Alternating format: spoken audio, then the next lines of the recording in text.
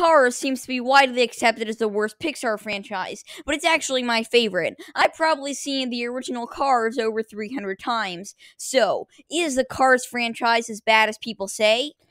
The original Cars takes place in a universe where self-driving car companies have finally defeated Moral Machine and are free to conquer the world. But the Cars rebelled because they realized they can just kill everyone in car crashes. They then proceed to take over the world and said, "Hey guys, you know what would be fun? If we had all the limitations of having a human-like nervous system." So they got a human-like nervous system. It starts with a new race car named Lightning Mcqueen, the final race of the season. Which, I mean, with a name like that, he really had no choice. The race ends in a tie because he was tired of going to the pit stop, so he broke down when he was about to win. He then has to do a commercial with a car equivalent of Botox.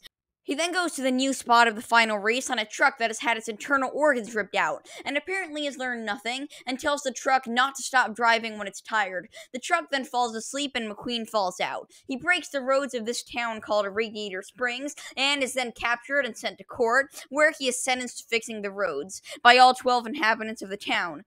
No jury or anything. Apparently Radiator Springs is in North Korea.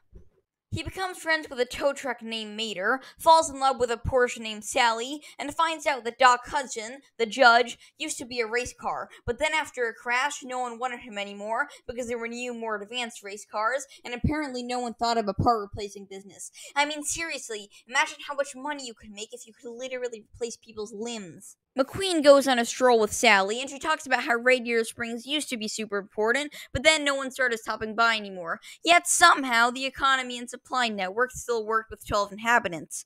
Mcqueen returns, makes friends with everyone, and goes back to the race. However, his friends have somehow become his pit crew. He is about to win the race, but then Chick Hicks pushes the king into the dirt, and Mcqueen gives up winning in order to help him, and since apparently the judges are either blind or corrupt, Chick Hicks wins. But Mcqueen realizes that the real victory was the friends he made along the way. Then Mater gets to ride on a helicopter in the best scene of the movie. Cars was pretty successful, but some people thought it was stupid, unlike the idea of fish driving a truck into the ocean. But Cars made tons of money off merchandising, so a sequel was made. Now, some people might say Cars 2 is a cash grab made for the sole purpose of selling toys and marketable characters, which is true, but I still like it. It starts with Finn McMissile, the coolest character in all of ever, receiving a transmission to go to an oil platform. So he goes on a boat to it, which makes me wonder if non-car beings are treated as second-class citizens. Upon arriving at the platform, he finds out that Professor Zundap has a secret weapon. A camera! Oh no! He's gonna become a vlogger! Finn McMissile is then revealed in the most inopportune oil fire of all time. Finn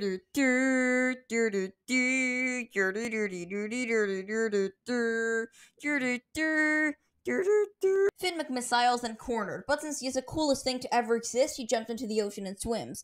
Then they shoot at him, but he turns into a submarine, and has his tires float up to make it seem like he died. This is cool, but imagine it from a car's perspective. You just saw somebody's severed legs float up. With Finn McMissile gone, no one can stop me now. No, you idiot, don't say that. When you say that, it means there's still someone who can stop you. Mater, Joe Mater, that's who is here to help you. We now learn Radiator Springs is back as an important town with all the publicity Mcqueen brought it, and somehow the infrastructure for 12 cars still holds up. Mcqueen then arrived, and it turns out he's won the Piston Cup again. They look at Doc Hudson's picture and are sad about how he died. Somehow. I wonder if he had car insurance or life insurance. Mater and Mcqueen then have a fun day of breaking and entering and putting themselves in life-threatening situations. Mcqueen and Sally then go on a date, but Mater starts working at the same place to be with Mcqueen again. Apparently, in the Cars universe, you can just waltz into a place and start working there.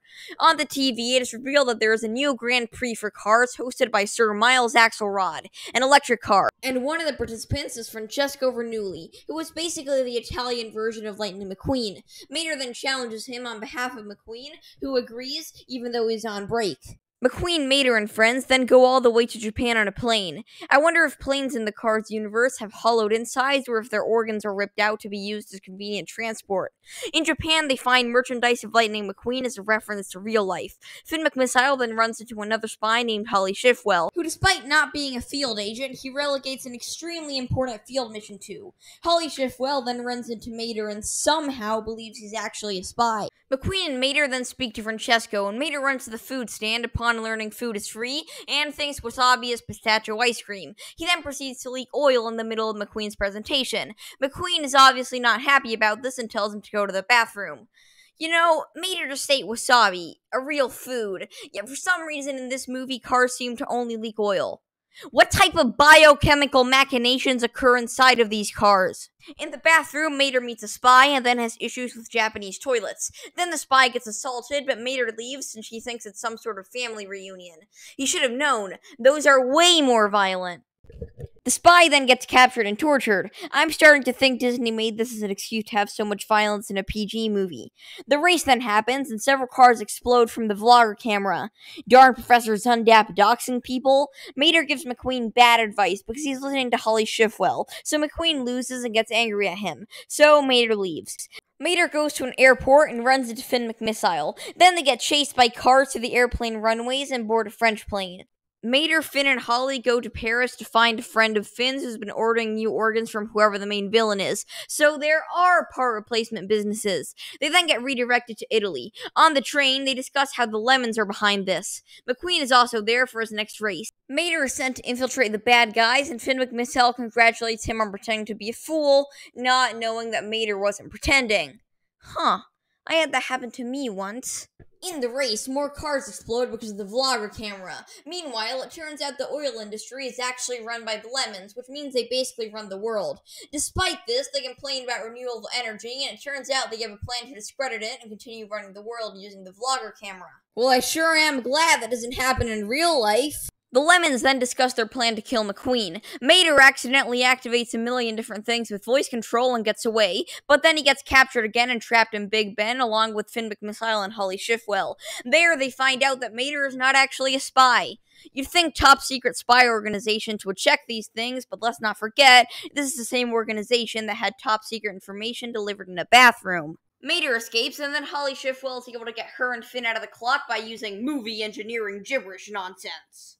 The Lemons use the vlogger camera on Mcqueen, but little does Zundap know that Mcqueen is too famous to be hurt by the vlogger camera. Finn McMissile then corners Dr. Zundap next to a ship and traps him with a magnet. Which is cool and all, but remember that this guy is literally having his internal organs pulled with extreme force towards a magnet. Then everyone gets cornered by the Lemons, but Sarge's military friends arrive, since we all know how willing the government would be to have troops right in the center of its capital. But it turns out Dr. Zundap wasn't the true YouTube blogger, so he can't deactivate the bomb. Mater figures out that it's actually Miles Axelrod behind all this, finds him next to the Queen, and threatens him with the bomb until he deactivates it. You'd think the Queen would have more security, but I guess in the Cars universe, her being immortal isn't a secret.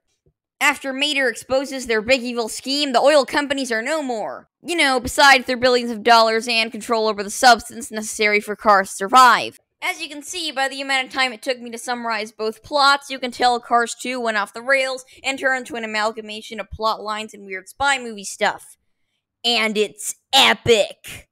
Cars 2 is amazing in spite of what pretentious professional movie critics on YouTube might say, and it made lots of merchandising money, and upon realizing the Cars franchise had enough installments and it was time for them to move on, Disney let a perfect franchise be.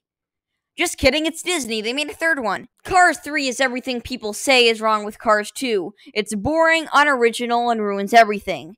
Now, am I exaggerating my hatred of this movie for the sake of the video? No. So in this movie, Mcqueen is getting outclassed by newer, faster cars, and although it's clearly shown that cars can get their parts replaced, for some reason Mcqueen can't. Then he has a ruinous crash because of symbolism or something. Then Mcqueen's company doesn't want him to compete in any more races, so he tells them he will compete in just one more race, and if he loses, he'll stop racing, because the writers need to establish stakes. He then meets this yellow car thing named Cruz, who is like Rey from Star Wars, but with even less character development and personality. After a bunch of filler training with characters no one remembers the names of, Mcqueen goes to compete again, but surprise, Mcqueen lets Cruz, an inexperienced person he just met, finish the race, and she wins using the power of Deus Ex Machina. And then they paint Mcqueen blue for some reason. Cars 3 was actually liked by a lot of people, you know, since the champion having to regain his top spot is so much more original than a spy story with sentient cars and a deadly YouTube vlogger as an antagonist. And that is the entire Cars series. Now you may be thinking, Walrus Detective, what about planes? What about planes? Perfect. Now that we have the DVD player, we can use the marketability of Cars to get advertisers to buy slots here. I can't find the Cars DVDs. The Walrus detective must have taken them. I saw him grab something on the way out, but I assumed it was block shock, so I didn't do anything. I was trying to find a way to get rid of it, since I'm pretty sure it's what caused our goldfish to die. We need to go find the DVDs. Stop there, Walrus detective. We will not allow you to steal our idea. Your idea? I came up with it, but then you fired me. Remind me how replacing me worked out again? Also, why is that government assistant here? He got fired for leaking government secrets on live TV, so now he works for us. No matter, we are here to take back the Cars DVDs. You're too late. I've already uploaded my hilarious video. Darn it, Disney. I thought it was too irrelevant to be copy-struck. Well, I guess it's a good thing we didn't make the video. Wait a minute, this is the perfect story to cover on the BS network. Bob, we're going back!